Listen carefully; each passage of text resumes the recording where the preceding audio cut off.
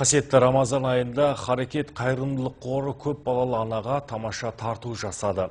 7 баланы жалғыз өзі өсіріп отырған шиелік Индира Бекбосыноваға пәтер кілті табысталды. Индира Бекбосынова тұрмыс тауқыметіне мұқалмай ұл-қызын жетілдіріп келеді. Балаларының үлкені 14-те, кенжесі 2 жаста. Бұған дейін 7 жеткіншегімен пәтер жалдап күнелтті.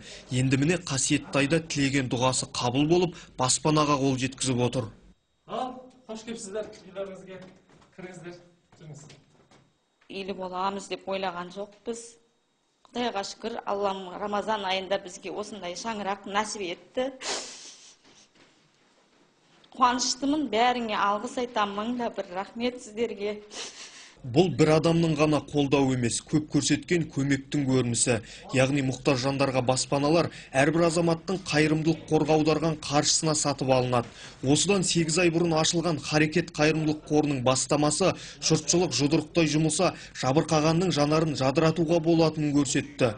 Бұл аз уақытта еліміз бойынша табысталған 10-ші үй. 8 айға аяқ бастық ашылғалы бері. Осы 10-ші үйді алып беріп отырмыз. Аллаға сансыз мадақ дейміз. Мына қасиетті Рамазан айындағы бірінші үйіміз, егер Алла нәсіп етіп жатса, халықтың жаңағы көмегі болып жатса, осы Рамазан айында Алла нәсіп етсе, 4 үй бірақ алып жүрсек деп ойлап жатырмыз. Ниеттеніп жатырмыз. Иншалла Алла жеткізсін дейміз. Өйткені көбейген адамдардың қуанғаны біздің де қуанышымыз. Қайырымдылық қасиет төресі, әсіресе Рамазан айында жасалған әрбір сауапты іс еселенетінін ескерген жөн. Біздің шариғатымызда, дінімізде қайырымдылық жасау өте үлкен сауап болады, әсіресе осы Рамазан айында. Және осы қайырымдылық қорына ит қуып жүрген азаматтарға көптен көп рахмет айтамыз. Осы қайырымдылық қорға сенім білдіріп, көмегін беріп атқан барша қазақстандық азаматтарға да көптен көп рахмет айтамыз. Балалардың көңілі шат, кішкентай жүрекпен үлкен жанашырлықтың лебін сезінеді. Жанарларына жылылық ұялап, жақсылық жасаған жандарға алғыс білдірді. Қайырымдылық қоры ізгі мақсатты үздіксіз ұйымдастыруды көздеп отыр. 1000-нан астам мұқтаж адам үйге зәру екенін айтып өтінім білдірген. Ал олардың үміт отын үрлеуге сіз де үлес қоса аласыз.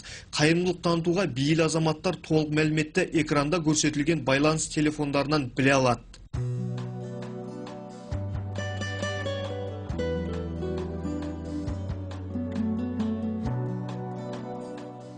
Сауаптан толатын теңізге тамшы тамызуға асығыңыз.